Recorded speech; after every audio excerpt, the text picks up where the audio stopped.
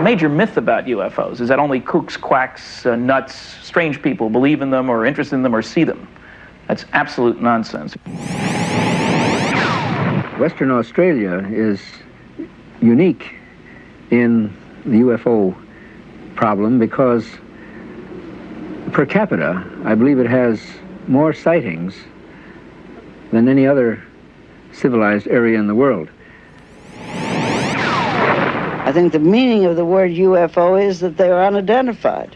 And as long as they're unidentified, we better try to identify them. And that people, waste a great deal of energy saying, do you believe in them? Well, the thing I believe in is they're unidentified. Actually, everybody I bump into is either fascinated with the subject or willing to listen. People are describing a technology, but there are really, around the technology, there are a number of psychological, and if you will, even, let's use the word psychic effects associated with it. We did not notice teeth. In fact, when Barney was lying on the table looking up, one of them appeared to have sort of a membrane which fluttered behind his lips. It looked like a thin skin. However you look at the phenomenon of UFOs, it is not the 99% you can explain, it's the 1% you can't. And in this last category, we include a sighting close to Perth in 1976. We talked to the Western Australian representative for Dr. Hynek's UFO Study Centre.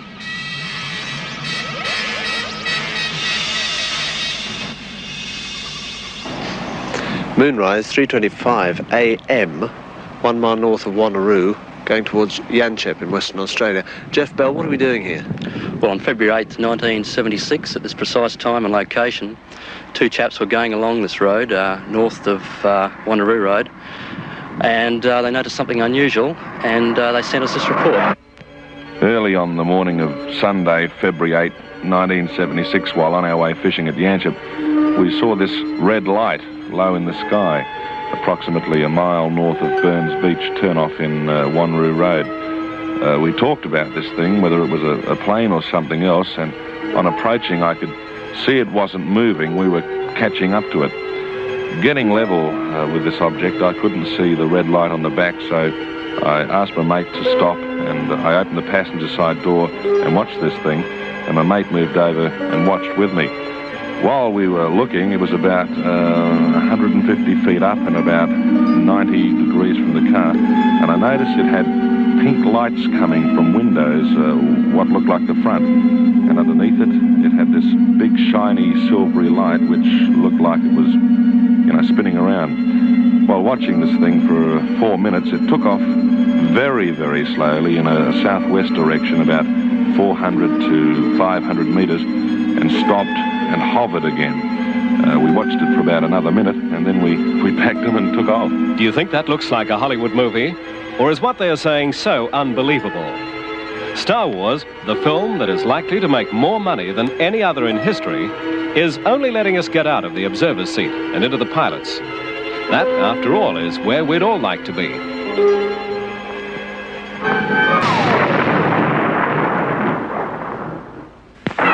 None of man's fantasies of evil can compare with the reality of Jaws.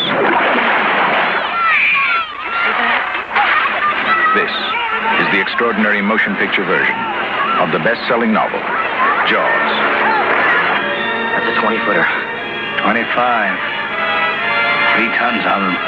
Hurry up, he's coming straight for us. Don't screw it up now. Don't wait for me. Now! Shoot! Give him room, Brody. I can't. He's trying to run. Oh! Before Star Wars, Jaws grossed more money at the box office than any other film. At an exclusive interview in Hollywood, its director, Steven Spielberg, told us that while he was up to his neck in water filming Jaws, he was really thinking of his next film, Close Encounters of the Third Kind, a film concerned with UFOs. Just after Jaws finished, I came back and I wanted to relate to dry land, and I also wanted to think about Close Encounters, so I went out to Pear Blossom, which is the desert near Mojave. There's nothing around for miles. And if you want to watch the cosmos, that's the place to stand and do it. I mean, you feel like a grain of salt, and the stars are so vast. I mean, it's almost like looking down at the sky because the sky surrounds you. It's an amazing planetarium show. And I went out there, and I parked my car, turned the lights out, and sat on the roof, and looked up at the sky, and said to myself, if something comes down here right now and lands on the road, and an opening appears, would I get on and take a ride? And I thought about it, and I looked up at the sky, and I got very, very nervous because I realized that I wouldn't get on and take a ride. As a matter of fact, I was getting so nervous by embracing and romancing that thought that I got back in my car and I drove back to Los Angeles. I was terrified. Most people think the interest in UFOs is limited to a few cranks. In fact, there are thousands of intelligent people who get together at international conferences all over the world to study them. We visited one at Chicago to interview the man who for 20 years was head of the U.S. Air Force top security investigation into UFOs, Dr. Alan Hynek.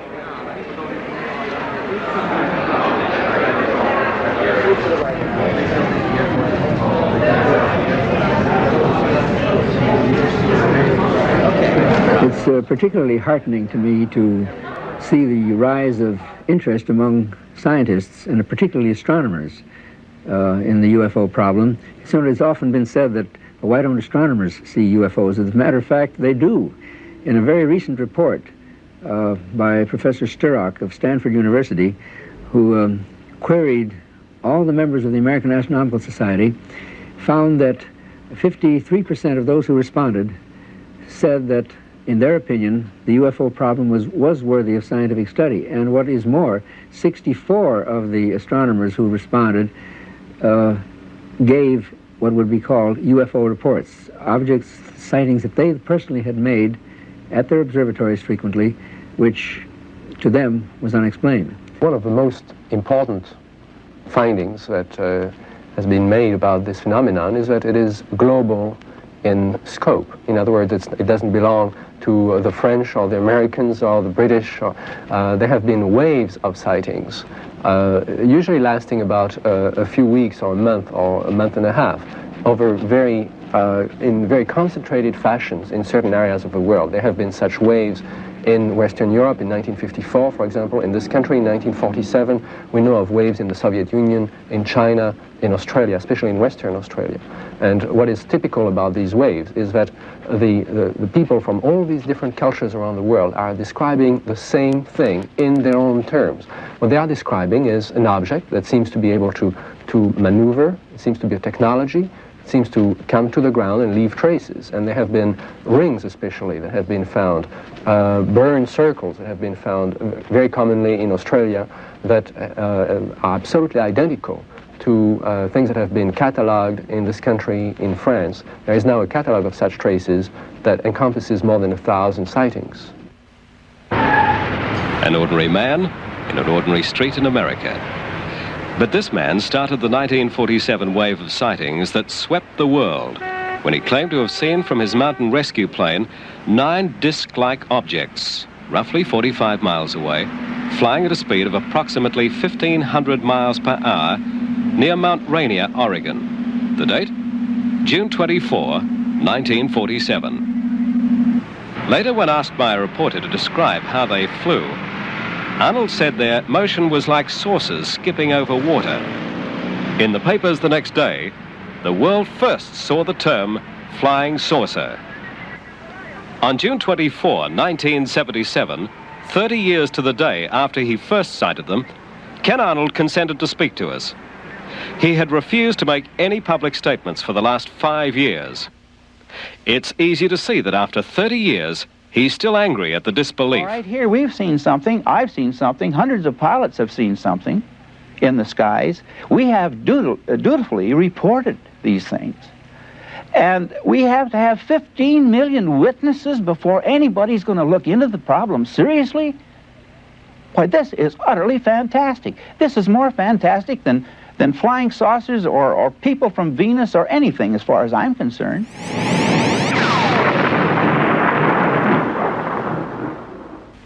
Arnold's sighting amazed many people. but none more than publisher Ray Palmer. Kenneth Arnold fits into it. This is his 30th anniversary. And strangely enough, it's my 33rd, because I knew about flying saucers 3 years before Kenneth Arnold made his first sighting. In the middle 40s, a man called William Shaver had written to Palmer about his alleged visit to a subterranean culture, peopled by beings he referred to as Deros and Teros. What he wrote was to create another legend of UFO mythology. Briefly, it was the story of a radioactive flare from the sun around 12,000 years ago, which virtually wiped out life on Earth. And the survivors fled into space in spaceships, while the persons left behind, whom he called abandoned Dero, went into the cavern world and set up a civilization there, which from that time on became contaminated because the atmosphere had to be drawn from the surface and so on in the water. So they gradually degenerated into what he called Deros. D meaning detrimental or destructive, and ro being a shortening of robot or robotic. In other words, he felt that these people were mentally controlled by robotic Dero influences. In other words, the radioactivity in their brain made them insane. But they had at their access the wonderful machines left by this civilization which fled the Earth, which had been taken down into the caves, and among them was a craft they called a rolat. Ro again for robotically controlled, instrumentally controlled, and so on. And in the caves, they used these things, which were discs about 30 feet in diameter, to go through tunnels and the tortuous caves underneath the ground for hundreds of miles, even from continent to continent. And they were controlled automatically so they did not touch the floor, the ceiling, or the walls. And therefore, they had this flipping motion, and they went through caves where they had a right-angle turn. They traveled around 1,200 miles an hour. When Shaver heard about Kenneth Arnold's sighting, he wrote me very triumphantly and said, "You see, these rolats do come out of the caves." Perhaps the greatest surprise was when Arnold reported his sighting to the nearest U.S. military airbase. He found on the wall of the commander's office this classified gun sight photograph, which bore a remarkable resemblance to what Arnold claimed he had just seen, and Shaver had discussed 3 years before. Something else Ken Arnold didn't know was that Dr. Hynek was officially researching UFOs for the U.S. Air Force and compiling a classified report known as Project Sign, later to become known as Project Blue Book.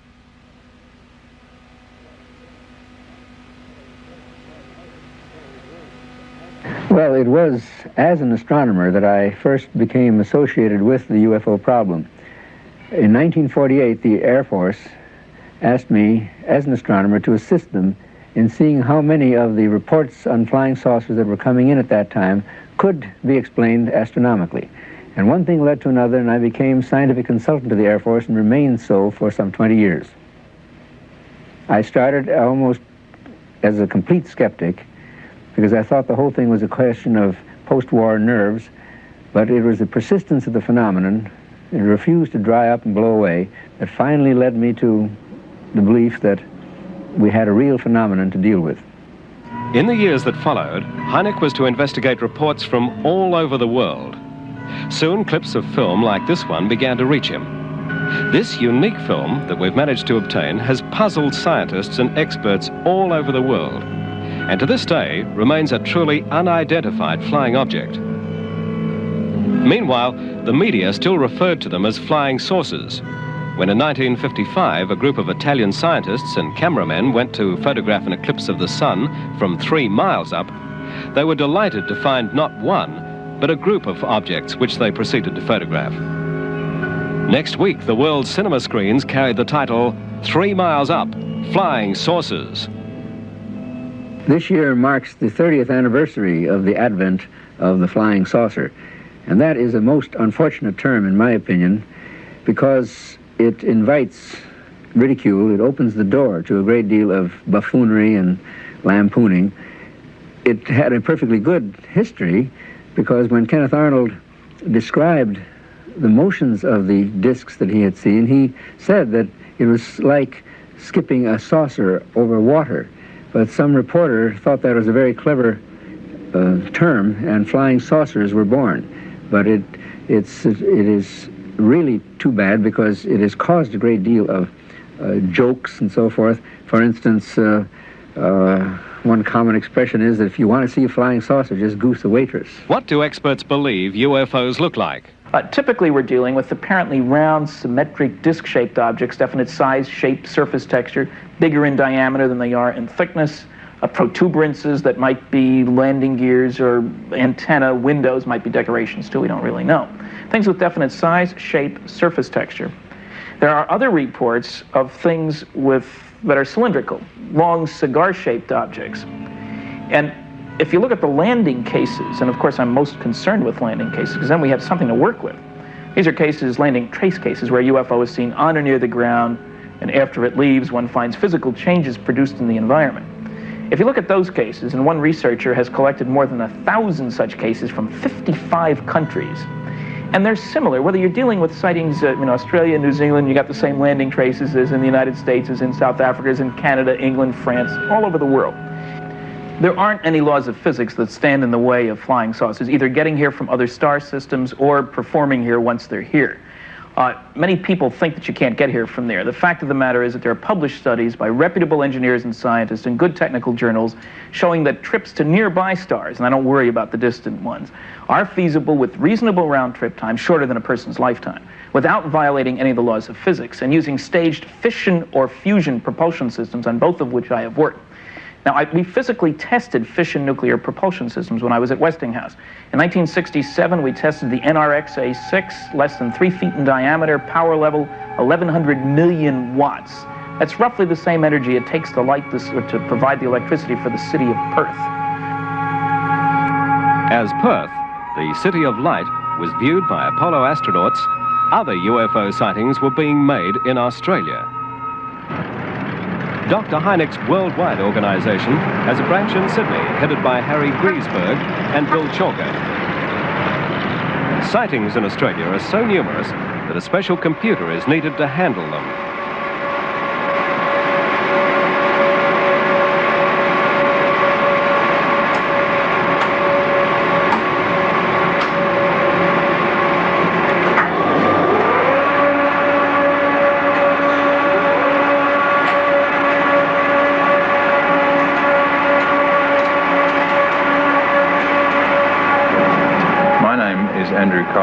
And I work with computers. I got actively involved with the UFO Investigation Centre after an experience of my own. We started out with a very small machine, which we were able to recover from scrap and make it do what we wanted to do with it. But since then, the files have grown, and we now have several thousand files, which we can look at and reference whenever we need. And this requires a much larger machine.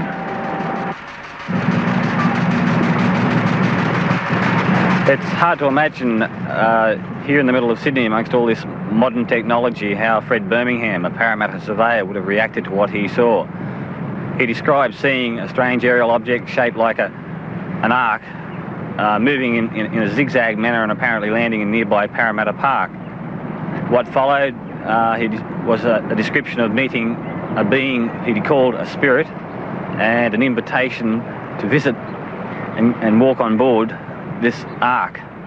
It paralleled many stories that are similar to it right around the world.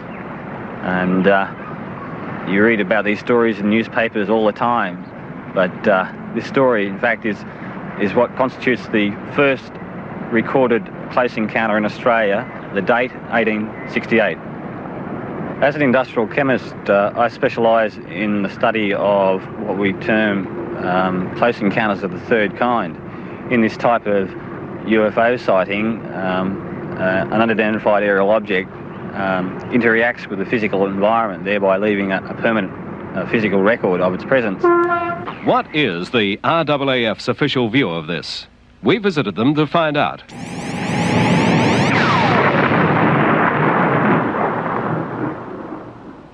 Squadron Leader White, you're with the Department of Defence here in Canberra. Is your function to deal with UFO inquiries entirely? Only partly. In Air Force Office here I have several duties, one of which is to deal with what we prefer to call unusual aerial sightings. Now you departed from UFO for any particular reason? Yes, we think there's a fairly good reason to call them UFOs. The unidentified part of that statement It's assuming immediately that we don't know what it is that people are seeing. Also objects. What people see are not necessarily objects. They can be weather factors, marsh gas, lightning, that sort of thing. The main problem that we see is the term UFO immediately conjures up in people's minds flying saucers, little green men. Yeah. So unusual aerial sightings we prefer. Are there unusual aerial sightings that cannot be explained? Oh, most definitely, yes. Yeah. Is there a sort of percentile there somewhere that... I'd say about 90% we can explain. 10% on average we can't, for various reasons. They may be put in too late, insufficient information, some are hoaxes, but definitely some we cannot explain. Yeah. It's a fairly unusual thing, and we appreciate it very much that we can talk to you, because it's, I think, fairly rare that you give interviews at all. Correct. Thank you. What's the official policy that I think we should establish for Yes, you? I think so. In the early 1950s, about the mid-1950s, the government of Australia, along with the governments of America and United Kingdom, thought there might be some threat to national security with the sightings of all these peculiar happenings. So they asked the IAAF to investigate all the reports and come up with the facts. And after about 10 or 12 years, we could not produce any information that suggested there were any interlopers from outer space. The 10% or so unexplained, we couldn't explain, but on the other hand, they didn't suggest any interlopers. The one thing, of course, that the UFO societies say to me is that they believe that the RAAF is passing information to the USAF and other countries. Is that true? Not exactly. We don't have any direct liaison with the USAF or the RAF, but certainly we get inquiries from overseas, from the UFO societies, from people, and we will answer them. If they want information on our sightings, then we'll send it to them. It is possible that some of these reports will filter their way back to the USAF, but we have no direct liaison. That was the military air arm point of view.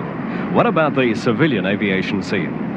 This confidential report from a civil airline captain was given to us reporting an incident that took place over Western Australia in 1976.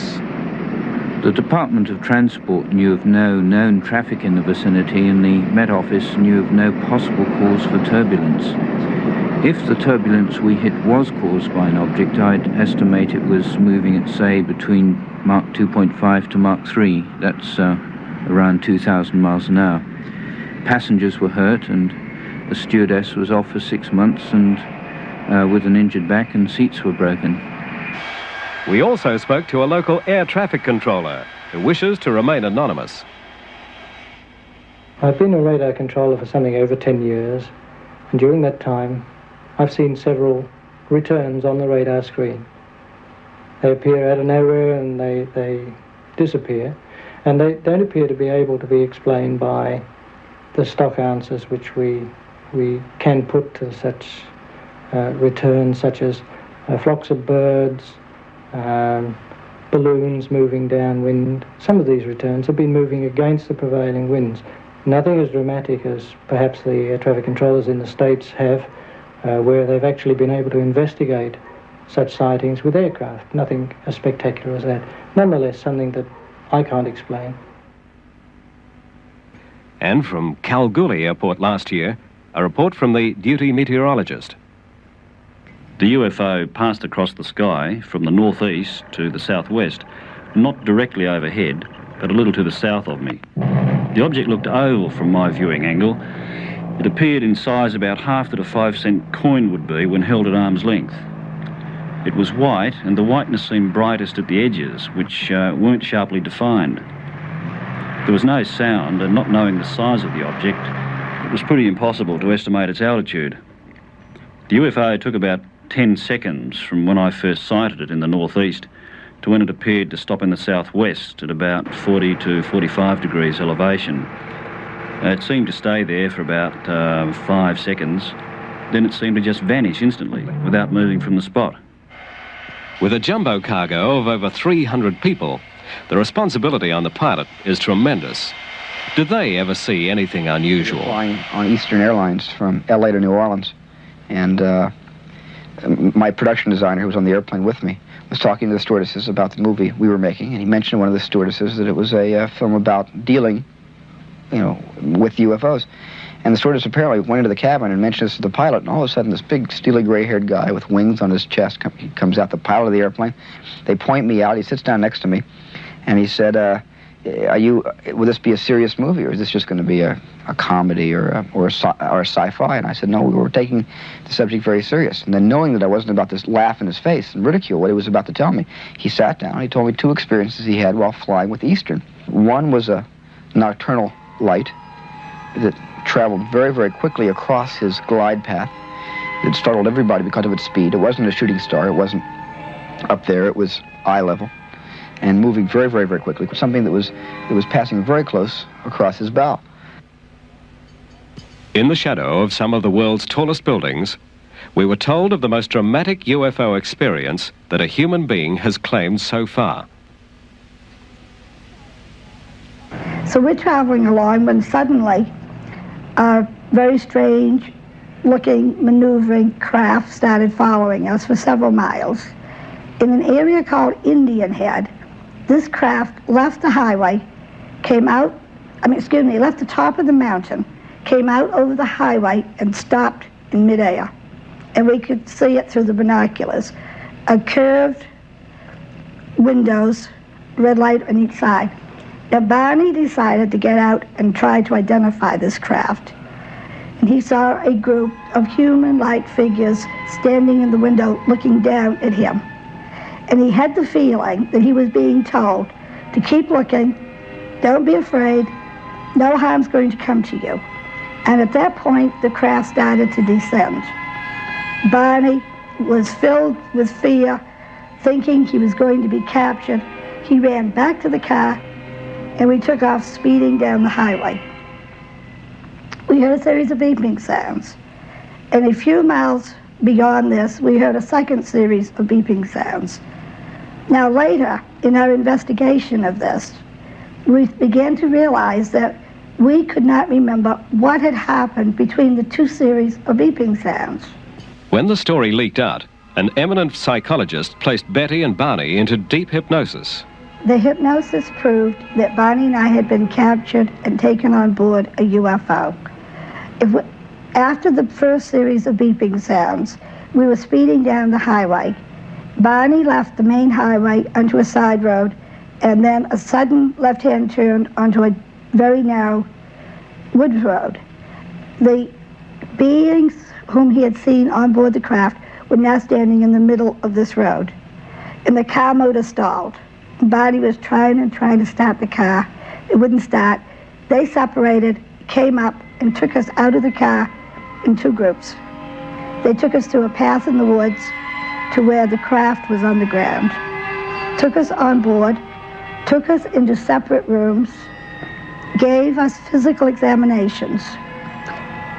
And during this examination, we learned they had put a cup-like instrument on Barney's abdomen. Now, later, when we returned home, Barney developed a pattern of warts in a perfect circle. And we never knew until the hypnosis that that was the spot where this cup-like instrument was put onto him. Well, you're one of the few people to have met aliens. What do they look like? They all had very, very large eyes, very small nose, thin slit for a mouth, no hair, no eyebrows, eyelashes, and no this part of the ear that we could see. We did not notice teeth.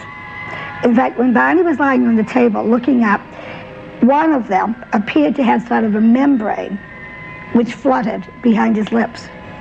It looked like a thin-skinned.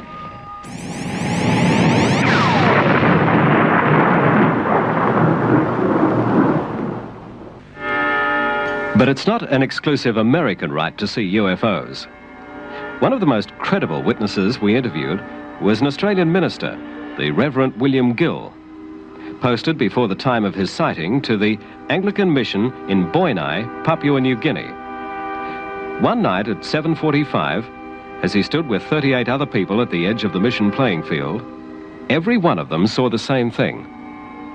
Can you imagine what it's like to look up in the sky and see a totally foreign-looking object there, just hovering, not very far high up, maybe 200 or 300 feet up in the air, and glowing, and two bipods jutting out from behind it, from underneath it, and sparkling all around, and some figures up there. This solid-looking object, and figures walking about on top, and not the slightest noise whatsoever. And so we waved. Wouldn't it be wonderful if we could get this object down onto the playing field? And as we waved, wondering whether we'd get some recognition and whether perhaps they would understand what we wanted, they waved back. So I asked the boy to go quickly down, bring me a torch, bring me a pencil, bring me paper, and return as quickly as he can so that I can get any other events that occur and minute-by-minute movements, so that at least we'd be able to talk about it the next day. And this he did very, very quickly. He brought it back, and he brought the torch and put the torch on and shone it to the craft. And as he did so, he waved or moved the torch this way. And we were dumbfounded when we looked at the craft, and the craft was as though it was responding to the torch. It began to do this too, you know, like a disc-shaped object, just moving the same way, responding to the movement of the torch. Next day, just prior to the evening service, about 7 o'clock, the thing was there again. It had arrived about an hour earlier, and we all decided to have the normal evensong that we do have on those nights, because, well, the thing was out there outside the church anyway, and we felt it wouldn't go away during the service, and it didn't. When we came out, there it was, still up in the sky. And so for another hour or two we watched, and then suddenly it did go, and there was this amazingly incredible speed that the whole craft disappeared to nothing across the bay in a matter of a second or so. From New Guinea to China, from China to Peru, native customs and beliefs reflect the history of such visits from gods of the sky. The sky spirits of Australian Aboriginal myth are these Wandjina from the Kimberley. How similar they are to our own astronauts. The UFO phenomenon didn't really start in 1947. We have many sightings from during the war, before the war, in the 19th century, and going back as far as we have records. And in that regard, I've been especially fascinated by the possible parallel between UFO sightings and folklore. If you think of the Wandjina drawings, for example, in Australia, if you think of similar cave drawings from China to the Sahara, if you think of the Celtic traditions in Brittany, in the Celtic countries, if you think of the American Indian folklore, all of those have certain common preoccupations with beings coming from the sky, beings wearing some sort of suit, beings, the whole mythology of contact between man and another culture, possibly coming from space. One night about 10 years ago in Floriat Park in Perth, Paul Moink saw something he couldn't quite explain. Paul, tell me about that. Well, it would have been around about 10 or 11 years ago. I think it would be around about 1966. I was going to bed, it would have been about 11 or 12 o'clock at night. I laid in bed, looked out through the window, and I saw this thing going backwards and forwards extremely fast. I couldn't work out what it was, so I jumped out of bed, got both my parents out of bed, and a friend who was staying with us at the time, so there's 4 of us actually seeing it, so I wasn't by myself. And we stood out here and watched it for quite some time. And we thought, what the heck is it? It was just too fast to be a jet. It was changing direction too fast to be anything but, I would say, a UFO. In the same year, this photograph, claimed to be a UFO was taken from Kings Park in Perth, 4 miles away from where Paul's family live in Floreat Park. Well, we got a surprise because we didn't know actually what it was. And we were puzzled, and we couldn't tell the shape of it because it was going too fast, and it was flying actually like a kite, but much faster. Well, actually, when we came out here to look at it, we noticed we couldn't work out the distance it was because it was sort of about the height of those clouds there, and it was going between that lamp pole and that pine tree on the other side there, backwards and forwards, the way a kite would do if it was held there. It goes backwards and forwards like that, but it was not a kite because it couldn't go so far, and it couldn't be lit up the way it was. It was yellow and was going backwards and forwards pretty fast, and well, it looked very unusual, you know, and rather interesting, but of course it was fairly late, and but it looked like a UFO. I really did think that, you know, because I'd never seen anything like that before. Honestly, I hadn't. What happened in the end, Paul? Well, the fact that it was going backwards and forwards so fast, it wasn't actually stopping at each time that it got to the point that I wanted to turn at. It was just going there and straight back again, so it wasn't stopping. And after it had been doing this for quite some time, it wasn't lighting anything up or looking at anything. It didn't seem to be, but it just disappeared straight away from us, straight off into the north. Fast? Fast, yeah. It just disappeared, like it was going away so fast that it disappeared into the horizon, sort of thing. Could the swift disappearance, so typical of UFOs? Well, it was on the 6th of January 1968, just by the edge of the riverbank near this golf course, that I witnessed the landing of no less than 2 flying saucers. A negative craft and a good guy's craft. There are both good guys and bad guys. And the whole thing started off when the State Electricity Commission built a 66,000 volt power station next door to my home. And these attracted the flying saucers, which came and had a look at it while it was in its construction stages, and when it was switched on especially, they came around in droves, measuring the magnetic fields around it. In those days, in 1968, we had Essendon Airport in Melbourne. Tullamarine hadn't been built, and aircraft took off like flocks of birds all over the place.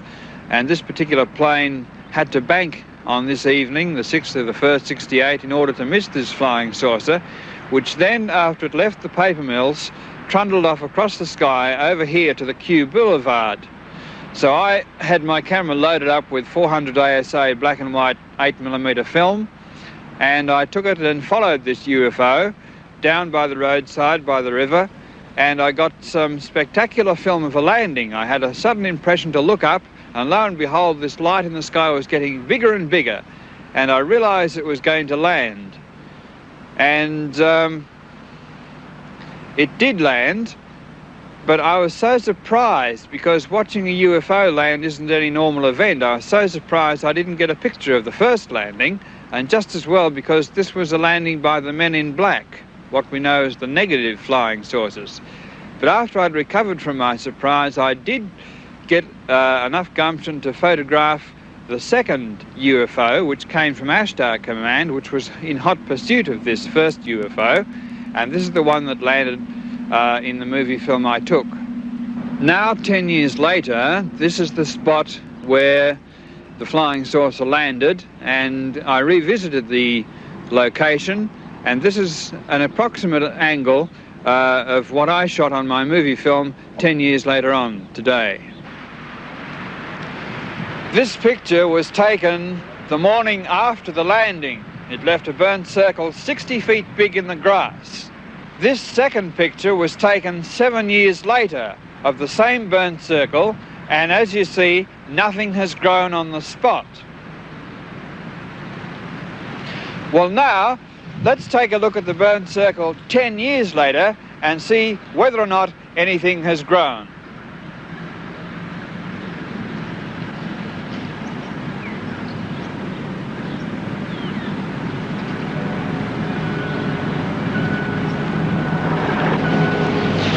Yes, well, this is the burnt circle. A lot of flying saucer landings leave burnt circles, and nothing has grown on this one since the original landing on that particular night. And over the years, we've come back to the boulevard and checked this area and found no growth on the burnt circle.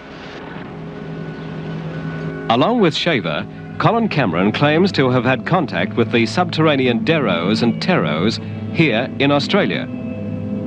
This belief should not be dismissed too lightly. Ray Palmer came out with some astonishing details about Shaver's experience. I think Mr. Shaver, well, he originally claimed that he spent 8 years in these caves with these Dero and Tero people, T being integrative. And I discovered later, much to my embarrassment, that he had spent these 8 years in the Ypsilanti State Hospital for the Insane in Michigan. I contacted the doctors, and they said he was catatonic. He lived in a world, they even had to feed him, in this imaginary world of his.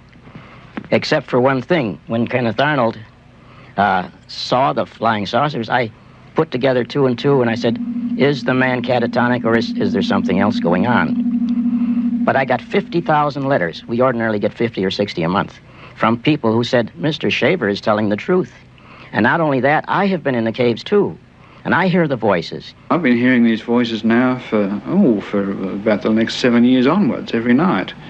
And until I started taking some infrared film, which I'd read in a book by, can't think of his name now, but Trevor James. And he had, at the suggestion of Ashtar Space Command, taken infrared photography and got these invisible flying saucers. So I thought, well, as these entities were invisible and they were bothering me, I'd try some infrared film too. And that's where I got these pictures of these entities. And after those nights, what was happening to me was I was starting to hear these voices, just like Shaver was, saying I was going to die, saying they were going to get me, saying they wanted to stop me researching into flying saucers, and generally trying to terrify me. But I was never scared throughout the whole thing. This is what's kept me going. Brilliant brains, including Nobel Prize winners around the world, are still puzzling not are there UFOs, but what are UFOs? We talked to Klaus Nobel himself. It's something that man cannot comprehend. I think it's very likely that there are unexplained phenomena, and I certainly have many times hoped that they would come and visit us now and tell us here on Earth that we are in the process of doing things that are not really in our best interest, because right now it seems like we are self-destructive, and I would like to have them to come visit us.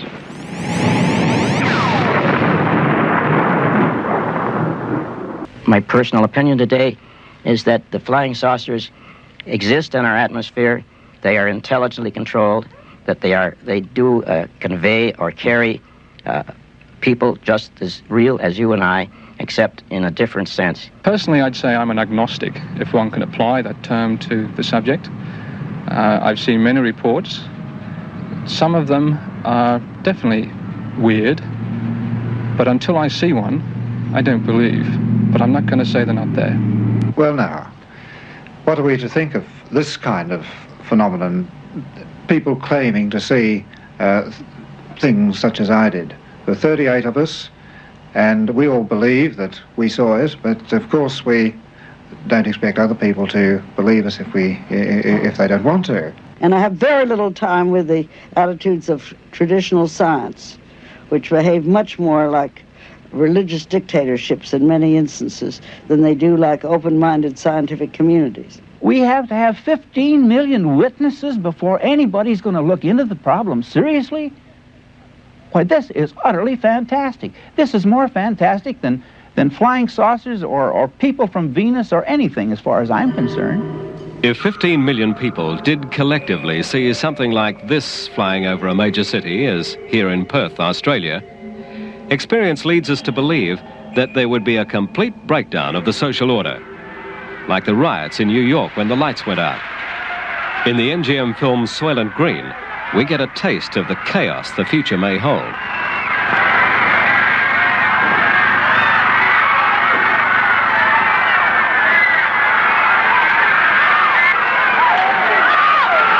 I wouldn't put it past this government that a cosmic Watergate has been underway for the last 25 years. And at the same time, I don't think it's, I think as we're growing up, or from the government's point of view, I think we've you know, we've been adults for hundreds of years, but from the government's point of view, we're still growing up, and eventually they might want to tell us something about what they've discovered over the decades. There is a rumor that was in U.S. News and World Report a number of months ago that Jimmy Carter might make some unsettling disclosures about the UFO phenomena sometime in December. It's perfect timing. I opened my movie in December, so it's perfect timing.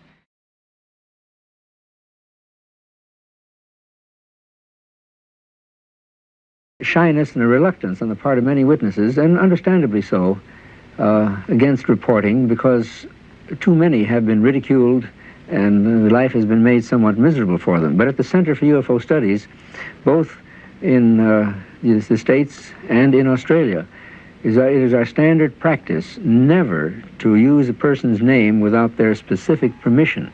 So if any of our viewers have what they feel is a valid UFO experience and have not reported it, by all means, I would say it is your scientific duty to report this, and with the assurance that your names will not be used without your permission. A graduate nuclear physicist in America felt it his duty to report a sighting he shared with 12 other people. Perhaps he will prove, in the light of future events, to be the most credible witness of all. This rare official document was signed by the then governor of the state of Georgia, now the President of the United States, Jimmy Carter. As we were about to finish this documentary, another intriguing explanation of UFOs was given to us by an ex-FBI informer now living in Perth. A research physicist, what he has to say is what he believes to be the truth. It is so staggering, we felt we should extend this program so that he could be heard.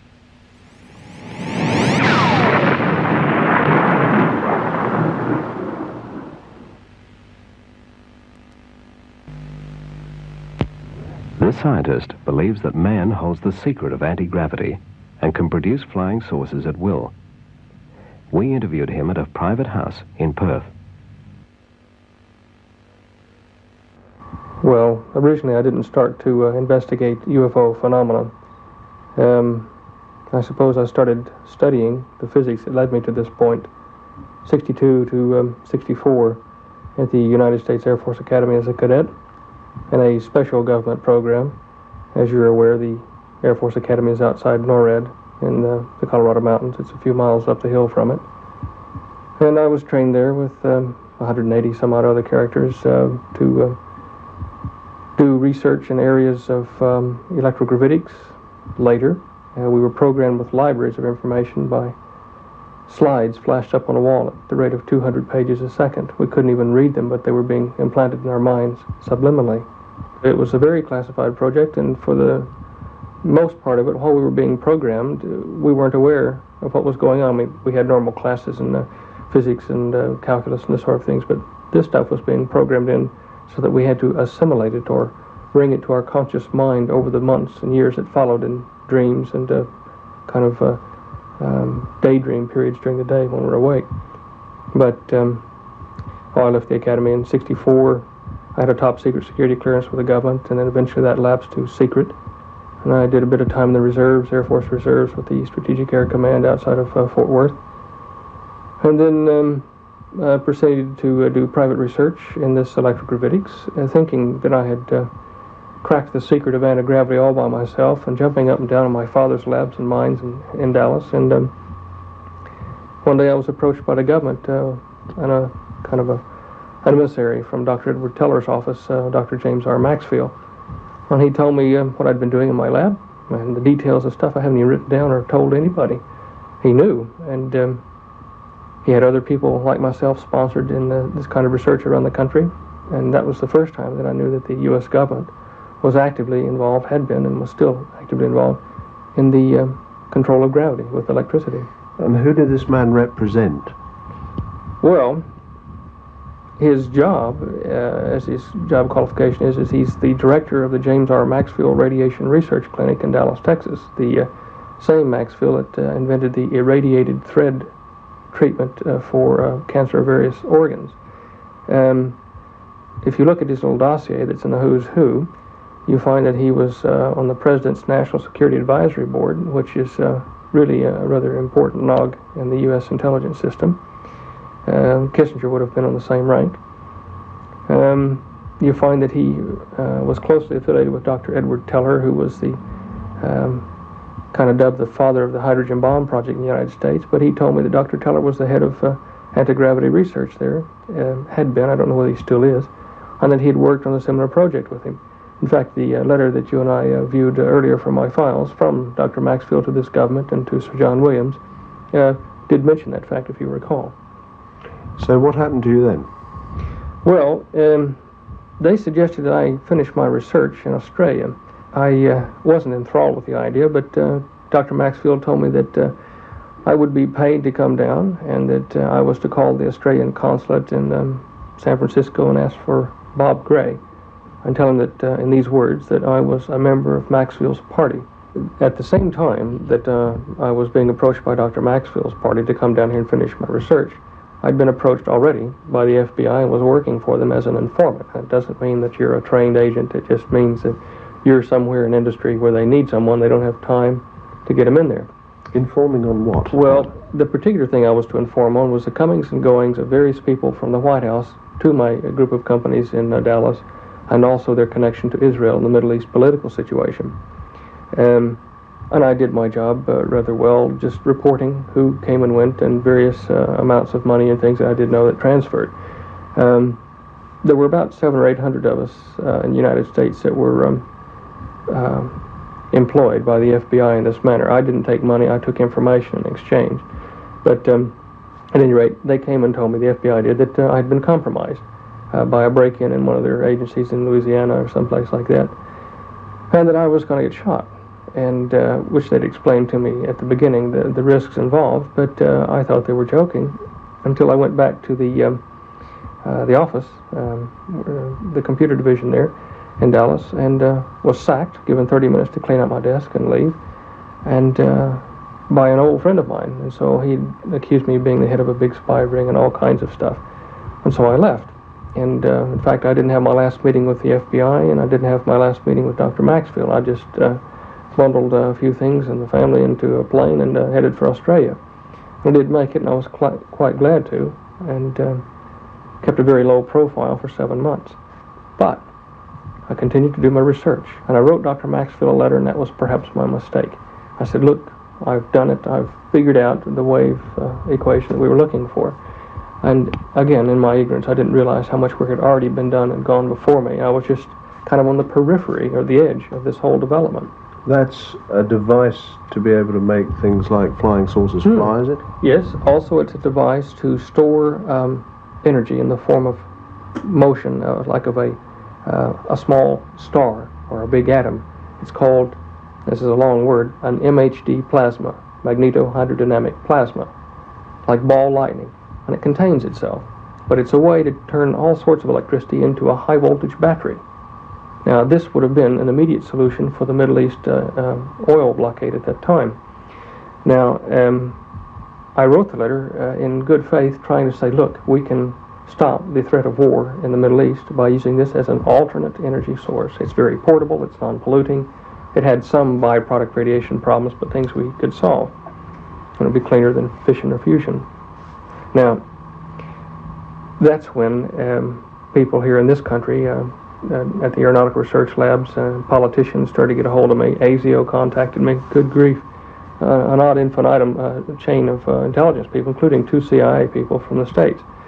And then the FBI eventually started looking for me in this country, and that again was after the intelligence war over there, after Hoover died. And I was unable to finish my research in this country. In fact, I met many dead ends in government departments and research facilities where they told me privately, like Dr. Tom Keeble in the Aeronautical Research Labs. He told me, yes, we know about the flying saucers your countrymen have built, and in England and in Canada. And in fact, we have film records of them here in the RAAF files. I said, well, I want to stop you there. Yeah. Are you saying, Stan, that there are such things as, let's call them flying saucers, but they are built on Earth? Yes, that doesn't mean that I rule out the possibility of other flying devices or intelligent beings visiting the planet either from the oceanic bottoms or deeper areas, or from other areas in space. But I am positive that we have the technology, I can even name you the companies and people involved, in making high-speed electric aircraft that do look, strange enough, like a saucer. What sort of proof can one furnish for that? Oh, good grief. The briefcase I've got down here is full of documented evidence that is not all secret. If you go to the records of the New York Herald Tribune, the newspaper, it's now defunct. I think it's being stored in the Wisconsin State Historical Society. And look for November 20th, 21st, and 22nd, 1955. There are 3 articles in the series on anti-gravity and the various companies and people involved in the research of the United States, Japan, Europe. The list is like a who's who of nuclear physics. It was written by Ansel E. Talbert, the science and aviation editor for the New York Herald Tribune at that time. You can look there. You can look in the electrical engineering index for that period between 55 and 58. That's a long time ago. Yes. 57, about March, the security curtain went down. And there were, at that time, over 100 published universities and organizations, including the Gravity Research Foundation, which is still operational in Gravity Village in the United States. There were over 100 of these things operating to develop gravity, the control of it as a power source and communication and locomotion, etc. Now, in 57, the blanket went down with security, and there was no more reported news on it to say either that it was a dead-end research avenue, that everybody had stopped working on it, or that it was highly successful and there had been a few breakthroughs. There was just nothing. It went quiet. And if you go back in the period and look, you will see that for a number of years after 57, there was no mention of this sort of research in print. Behind the scenes, there was a lot of discussion, and even MGM Studios made the movie The Forbidden Planet, revealing at that time a lot, as though it were fiction, of the technology and why it had to be covered up. I think Walter Pidgeon starred in that, and he did a good job. Prepare your minds for a new scale of physical scientific values, gentlemen.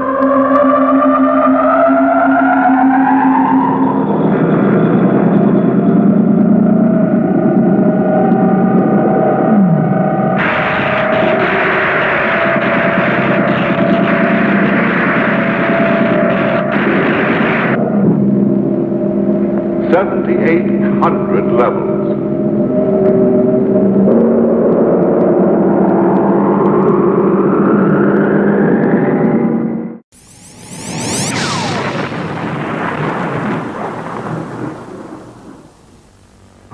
Basically, they decided that mankind wasn't ready for it yet because he proceeded to misuse it like he had the atom or the hydrogen bomb. Now, recent evidence is very hard to get. However, in this country, a little leak occurred over here with William H. Martin in the Nation Review. May of 1973 or 4, I believe. I can't remember now. He published an article on Pine Gap and how Nixon had intended to use it in 1975 to solve the energy crisis by announcing a new method of electromagnetic propulsion, which would be based from the Pine Gap facility. Well, now, from my knowledge of the technology, what small knowledge I do have from my little viewpoint, Pine Gap has all of the inherent descriptions necessary for a high voltage, low frequency power broadcast station to broadcast electricity to various receivers like cars and submarines and aircraft that are tuned to that power station. It's just a more efficient version of the Exmouth facility here up the Northwest Cape. So it's right here on our doorstep, is it? Oh, yes. The big question you have to ask yourself, Guy, is why would such a thing be kept secret? I mean, people at the levels that are covering it up, I know some of them personally, and they aren't, in my opinion, villains. They're very sincere humanists. They are trying to solve planet Earth, trying to bring unity their way. You speak of them as though they were collective rather than singular. Is that right? Yes.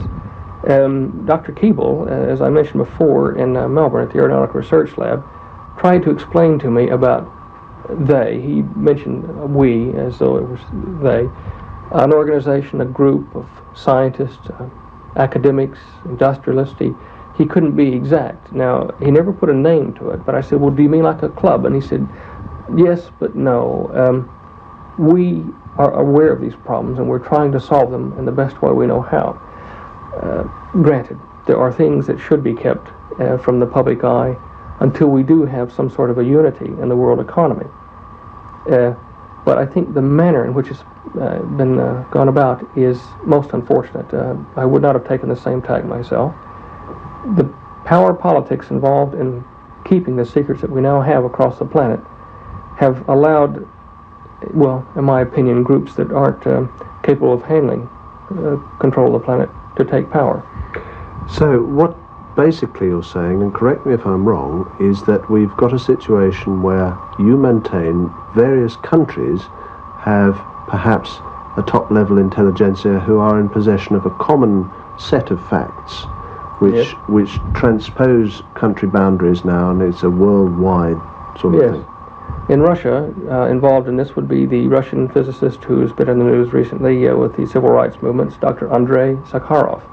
Also in his country, an ex-KGB agent, some 25 years, but a physicist, and a former hydrogen bomb project development engineer, physicist, is Dr. Bruno Pontecorvo, working on gravitic engines in Siberia.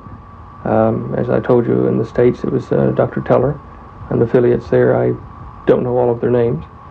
But these people have all been working together as scientists who go above governments.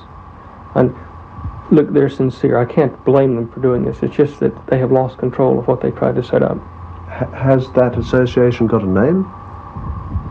I don't think so. When I worked with the FBI, there was a political and financial institution that I was ordered to investigate with many other agents, and it was called the Illuminati, which is a general term meaning the enlightened or the wise ones.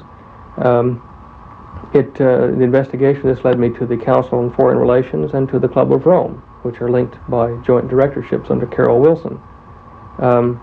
This is again another tale, but you put yourself in the scientist's position in the mid-50s.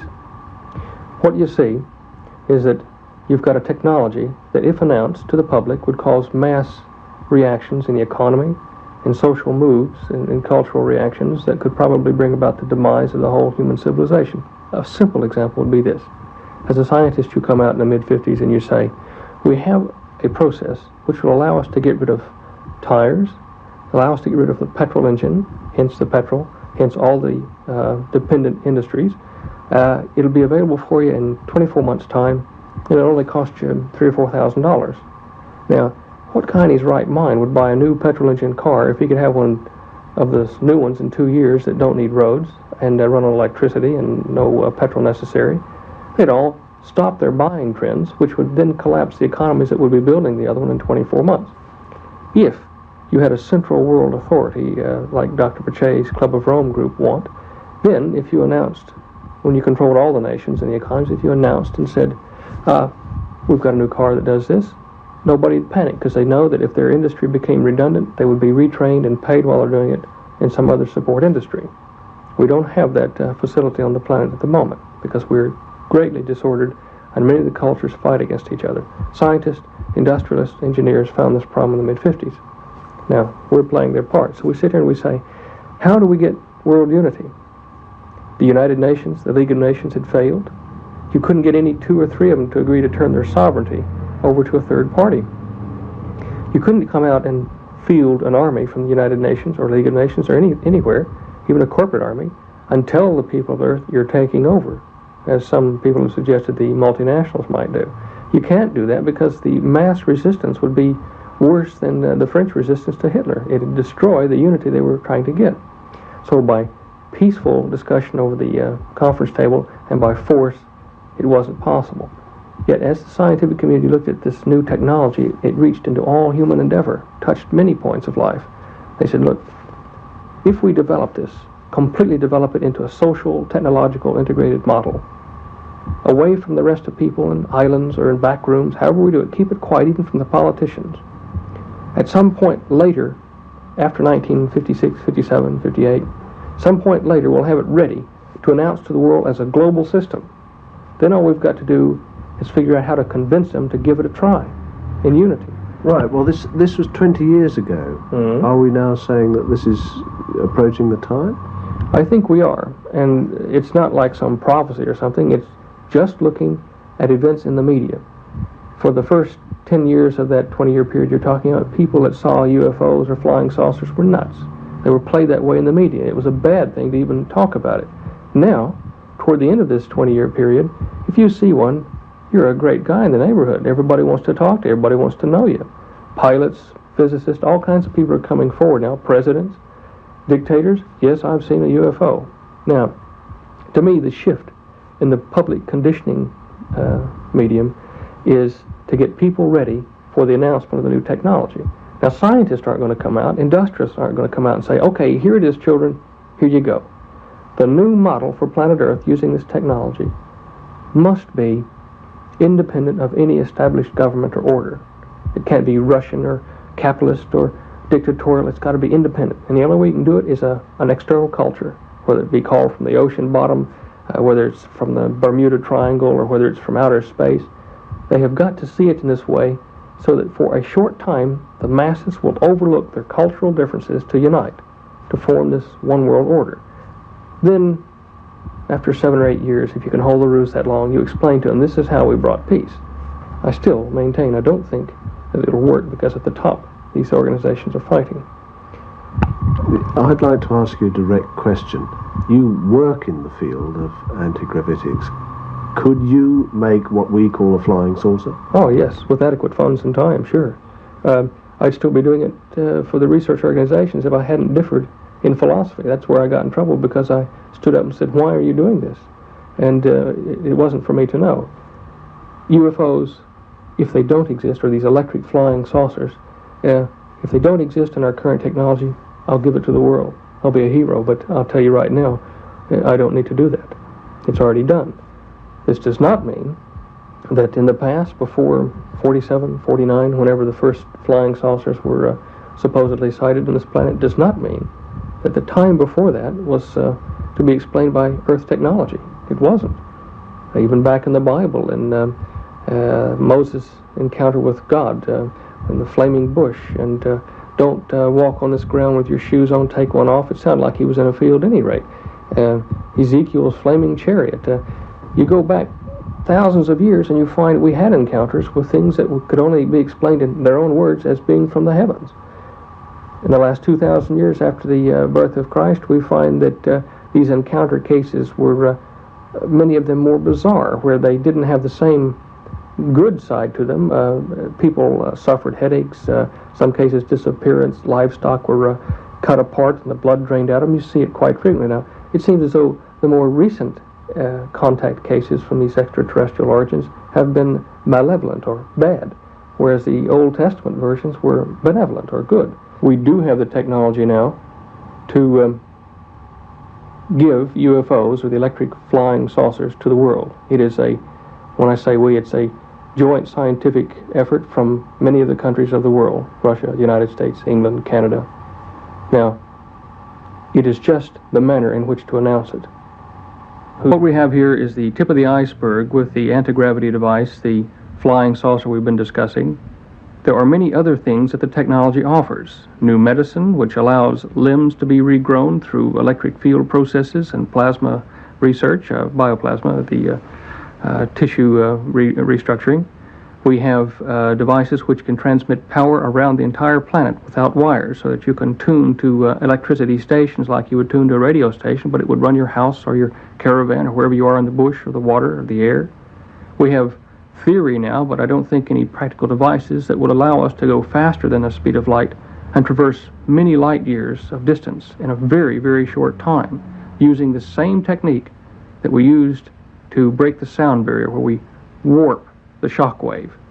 Perhaps this is where Star Trek developed their terminology, warp factor 1 and warp factor 2.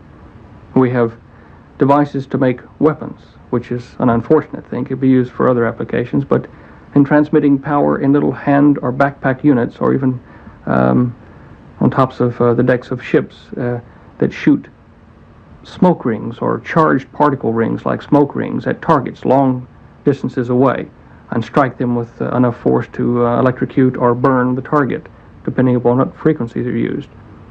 There are numerous things. There is even a way to use this process to control minds at a distance of 10 to 15 miles from a central transmitter, where people aren't even aware of it during their sleep, somewhat like post-hypnotic suggestion. This, in the wrong hands, is not a good tool.